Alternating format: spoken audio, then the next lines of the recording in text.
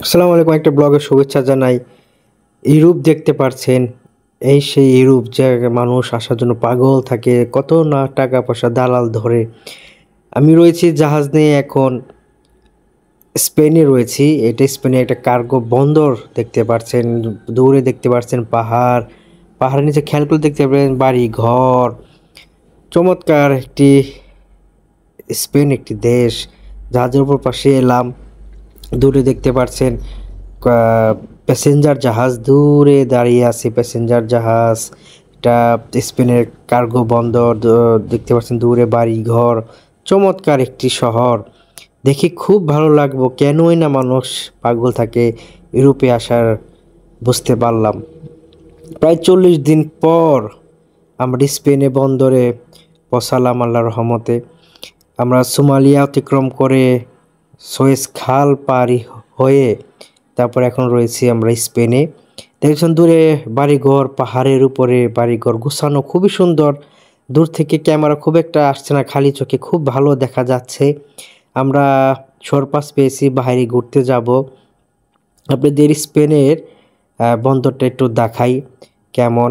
আমরা এখান থেকে আবার চলে যাব নেদারল্যান্ড এবং বেলজিয়ামে, কয়েকদিন থাকবো, তারপর আবার যাব আমেরিকাতে। লম্বা শিডিউল আমাদের।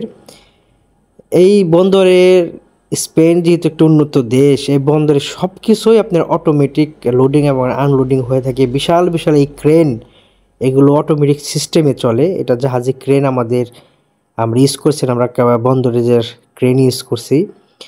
দেখতে পাচ্ছেন স্বচ্ছ পানি দেখতে পাচ্ছেন।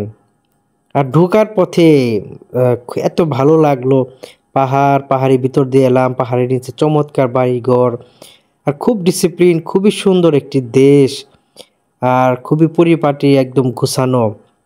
খুব ভালো লাগছে দেখে। কেনই মানুষ ইউরোপে আসে, কেন পাগল থাকে, না আসলে বুঝতেই পারতাম না। তারপরে ভালোভাবে আসাটাই ভালো, রিস্ক না নেই ভালো। খুব রিস্ক ঝুঁকি রয়েছে যদি আপনি অন্যভাবে চিন্তা করে যদি আসেন।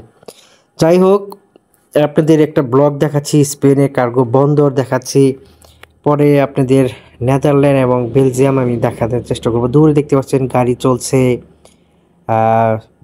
পাহাড়ের উপরে ছায়া পড়েছে, পাহাড় দেখতে পাচ্ছেন। আমি যতটুকু পারি কার্গো বন্দরটা এবং আশেপাশে সৌন্দর্যটা আপনাদের মাঝে তুলে ধরলাম। আশা করি আপনাদের ভালো লাগছে। সবাই ভালো থাকবেন। আসসালামু আলাইকুম, খুদা হাফেজ। সাপোর্ট করবেন।